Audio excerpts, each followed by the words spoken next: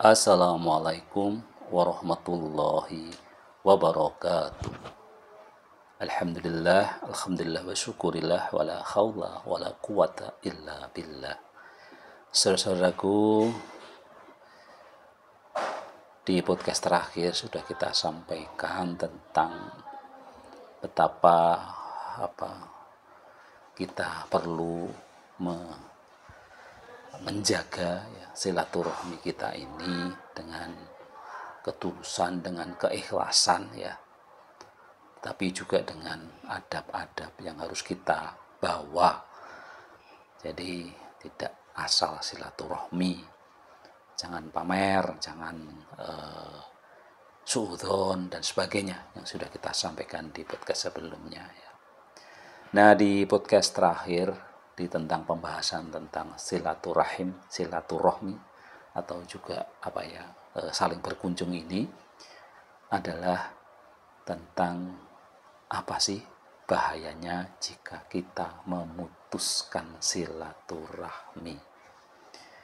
Jadi kita sudah melihat manfaat-manfaatnya, banyak sekali manfaatnya, tentu hanya dengan keikhlasan dan dengan adab-adab yang bagus supaya manfaat itu maksimal Nah, kemudian kita juga harus tahu apa sih bahayanya supaya kita setelah kita jalin silaturahmi jangan kemudian kita putus silaturahmi itu Jadi bahaya yang pertama jika kita memutuskan silaturahmi adalah tidak dirahmati oleh Allah Subhanahu wa ta'ala. Rahmat Allah adalah anugerah terbesar yang dikaruniakan kepada seseorang sehingga apabila rahmat itu hilang maka rugilah orang tersebut. Yang mana terputusnya rahmat tersebut tidak hanya dirasakan oleh orang-orang yang memutuskan tali silaturahmi tetapi juga terhadap lingkup komunalnya, lingkup sosialnya. Hal tersebut juga dinyatakan dalam satu hadis yang sudah kita sampaikan di podcast sebelumnya Kemudian bahaya yang kedua jika kita memutus silaturahmi adalah menjadi sumber dosa. Dosa adalah perkara yang dapat membuat manusia terjerumus ke dalam siksa Allah Subhanahu wa ta'ala, yang mana ternyata memutus silaturahmi ini merupakan salah satu hal yang bisa menjadi sumber dosa pada diri seseorang. Bahkan hukumannya bisa dapat langsung dirasakan oleh orang tersebut ketika ada di dunia. Kemudian yang ketiga, bahaya yang ketiga jika kita memutuskan silaturahmi adalah rezeki akan sempit dan seret. Manusia di muka bumi berlomba-lomba untuk memperbanyak materi ataupun kedudukan sehingga rezeki yang seret ataupun sempit tentu akan menghalangi langkah seseorang untuk mencapai hal tersebut. Nah, salah satu perbuatan yang bisa mendatangkan ketidakbaikan itu adalah bahaya memutuskan silaturahmi. Yang mana saat silaturahmi terputus, maka di situ pula jalan rezeki jadi terhambat. Bahkan hal tersebut bukan sembarangan isapan jempol belaka, sebab sudah banyak bukti-bukti yang membuktikan bagaimana rezeki menjadi sulit ketika kita memutuskan silaturahmi tadi. Serta tidak menutup kemungkinan juga jika rezeki jadi jauh dari kata keberkahan di mana keberkahan adalah anugerah yang luar biasa ketika dimiliki oleh individu. Sebab dengan berkah semua terasa cukup. Contohnya saja bagi orang kaya tertentu uang beratus-ratusan juta itu akan selalu cepat habis. Yang dia sendiri tidak sadar habisnya untuk apa. Sedangkan ketika seorang rezekinya berkah maka uang 1 juta pun terasa cukup padahal ia merasa sudah membeli banyak kebutuhannya. Kemudian bahaya yang keempat adalah akan dijauhi oleh orang lain ketika di dunia.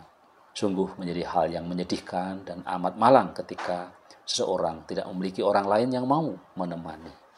Meskipun terlihat dari luar orang tersebut merasa baik-baik saja, tetapi ketahuilah pasti jauh di lubuk hatinya ia amat rapuh akan keadaan tersebut.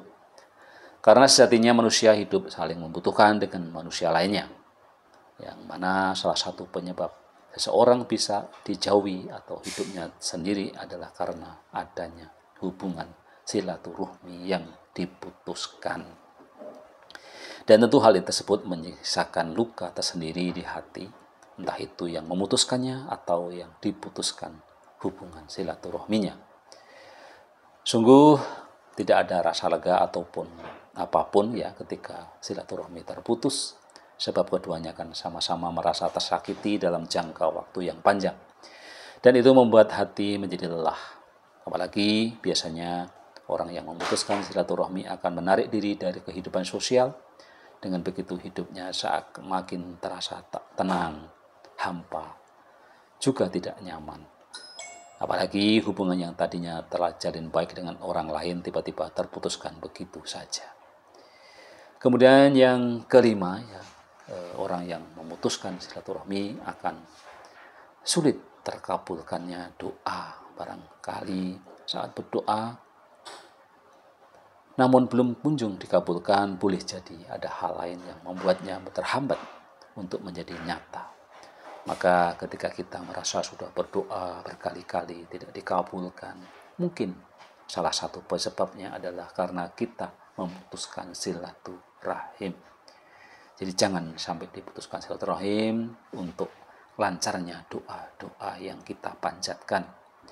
Sebab sesungguhnya Allah Maha mengabulkan doa, di mana tidak ada yang mustahil bagi Allah. Nah, menurut satu hadis yang diriwayatkan oleh Ahmad, salah satu hal yang bisa membuat doa sulit terwujud, sulit terkabul adalah karena tindakan memutus tali silaturahmi. Kemudian yang terakhir, yang keenam adalah jauh dari surga Allah. Tujuan umat manusia pada akhirnya tentu adalah mendapatkan surga Allah, sebab di sanalah kehidupan yang kekal, kehidupan yang abadi, di mana kenikmatan yang ada di surga tidak akan pernah sebanding dengan apa yang ada di dunia fana ini. Namun ketahuilah bahwa surga akan jadi angan-angan percuma saja jikalau kita tidak mengindahkan setiap perintah Allah. Yang salah satunya adalah perbuatan yang justru melanggar, yaitu memutuskan tali silaturahmi. Bahkan jauhnya surga dari orang yang berlaku demikian tertera dalam sebuah hadis yang diriwayatkan oleh Bukhari dan Muslim. Maka daripada itu, setelah mengetahui banyak sekali bahaya memutuskan silaturahmi, hendaklah kita memperbaiki diri, sebab semuanya belum terlambat untuk diperbaiki menjadi lebih baik lagi. Jikalau hubungan silaturahmi yang putus itu akibat hal yang menyakitkan dari orang yang bersangkutan, maka bukanlah lebih mulia jika kita memaafkannya. Justru kelak letak pahala yang luar biasa adalah dari sebuah pengorbanan yang terasa amat berat untuk dilakukan. Ya, salah satunya dengan sebuah keikhlasan hati yang tujuannya sebagai pengabdian dan bukti ketaatan kita kepada Allah Subhanahu wa Ta'ala. Demikian ya, maka mudah-mudahan kita tidak termasuk orang yang memutus silaturahmi, dan kalaupun itu terjadi, mari kita segera melakukan perbaikan, segera kita niatkan hati kita, ya, kita luaskan hati kita, kelapangan dada kita untuk meminta maaf, untuk menjalin kembali silaturahmi yang sempat kita putus atau sempat terputus. Kadang-kadang tidak harus kita mengucapkan secara lisan ungkapan maaf itu, tapi dengan kita punya keberanian untuk menyapa silaturahmi dulu lewat media elektronik, lewat WA, lewat media sosial lainnya.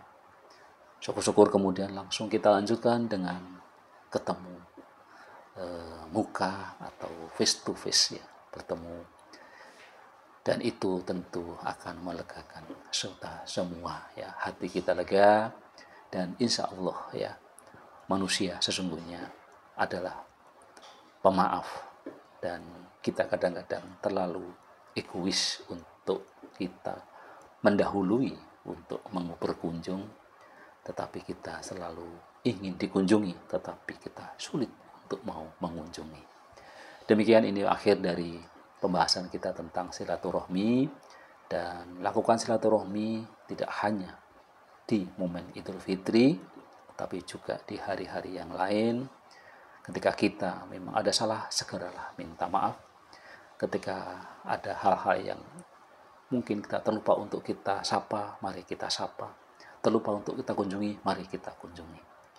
Hidup sehat bersama Lukman Effendi. Wassalamualaikum warahmatullahi wabarakatuh.